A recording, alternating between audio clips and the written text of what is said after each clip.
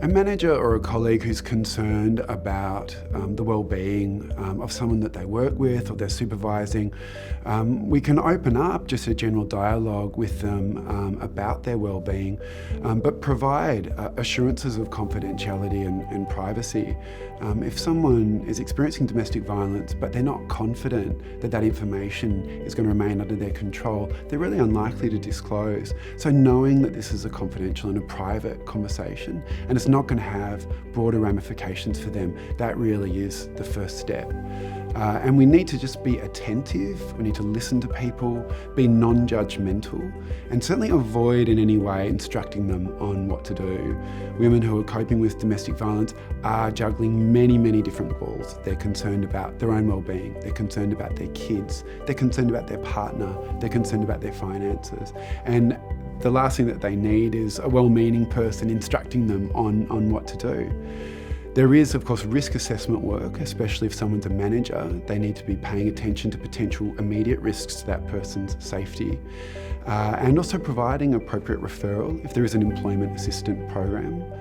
So there might be counselling available in the workplace, or encouraging someone to contact 1-800-RESPECT, a confidential helpline where they can talk about what they're going through. And last but not least, we listen to the content of what someone's saying in terms of what they're going through, but we pay attention to their needs, underlying what are the needs that aren't being met and what can the workplace do to support that person in their well-being or in their security to keep them safe for work. I think the responses are different depending on your position in the organisation and your relationship with the employee. If you're in HR, I think you're in a position to provide advice about work performance and ways of managing difficult work performance. I think you're able to give advice about accommodations and adjustments. If you're a manager, I think you're able to make direct decisions about what the work team can bear, because there are some instances where you may well need to adjust deadlines and deliverables and how much work product that individual has to bear over the next however many months. As a colleague, I think it's difficult because often that's friendship as well. I think the common thread for all three groups is that you need to be really clear that as an organisation, you're dealing with it from an organisational perspective. So you're only dealing with it as it affects work.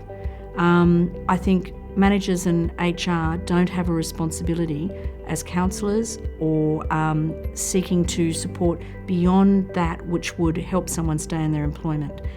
But all three groups, it would be very helpful for organisations to make sure that they have an intranet with resources. Where do you refer? How would you refer properly and sensitively and safely? And to step through a conversation. And I suppose for all of those groups, the conversation starts with believing the person and providing an empathic and human response, as you would to any other kind of traumatic instance that someone might experience.